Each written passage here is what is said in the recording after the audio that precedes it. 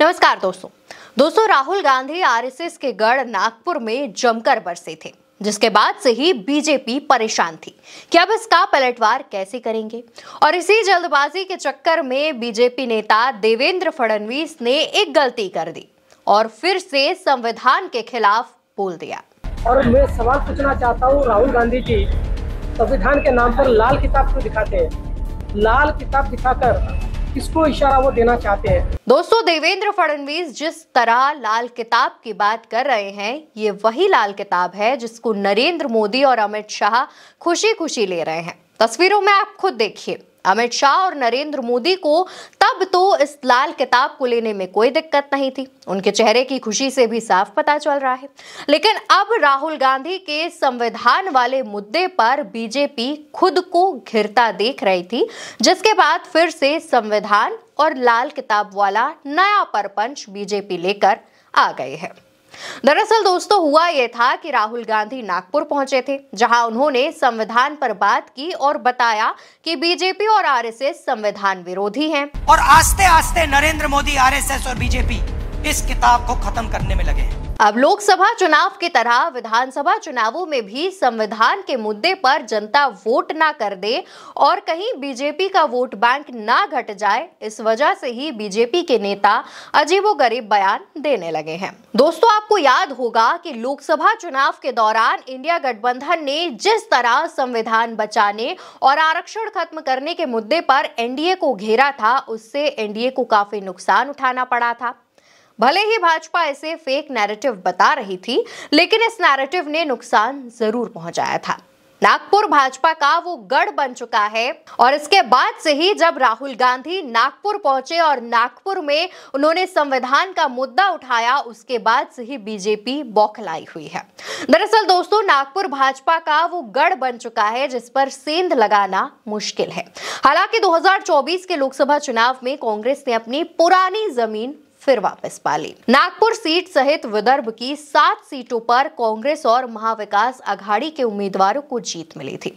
अकेले कांग्रेस ने 6 सीट पर जीता था। लोकसभा चुनाव में मिली जीत के बाद कांग्रेस उत्साह से भरी हुई है और अपनी रणनीति को मजबूत करके भाजपा की नींद हराम कर रही है और एक बार फिर से संविधान और आरक्षण के मुद्दे पर जनता वोट ना करे, इसलिए भाजपा अनर्गल बयानबाजी कर रही है। भाजपा जानती है कि राहुल गांधी का लोगों के बीच जो क्रेज है, उसका खामियाजा उसे उठाना पड़ेगा और भाजपा असल मुद्दों पर बात ना करके नफरती बयानबाजी कर रही है। और ऐसा ही एक और उदाहरण सामने आया जहां पर संविधान को लेकर देवेंद्र फडणवीस के जो बोल हैं वो सामने आ गए हैं। दोस्तों, इस मामले पर कांग्रेस नेताओं के रिएक्शन भी सामने आ रहे हैं, जिस पर सुप्रिया श्रीनित कहती हैं कि देवेंद्र फडणवीस ने भारत के संविधान को नक्सली सोच से जोड़ने का पाप किया है। धिक्कार है आप पर, आपकी घटिया सोच पर, बाबा साहेब के प्रति आपकी नफरत पर और संविधान के खिलाफ आपके विचार पर। हमारे देश की नींव है ये संविधान, ये आपको महाराष्ट्र जल्द याद दिलाएगा। संविधान विरोधी भाजपा। इसके अलावा सुप्रिया श्रीनित का एक और वीडियो भी सामने आया जिसमें उन्होंने कहा कि देवेंद्र फडणवीस जी को लाल रंग नहीं पसंद। कमाल ही है, लाल रंग तो हमारे धर्म में निहित है। हनुमान जी देह पर लाली लगाए रहते हैं। लाल रंग देवी मां पर चढ़ने वाली चुनरी का है, सुहागन के सिंदूर का है और लहू का है। और कुछ क्या कहा वो भी सुनिए।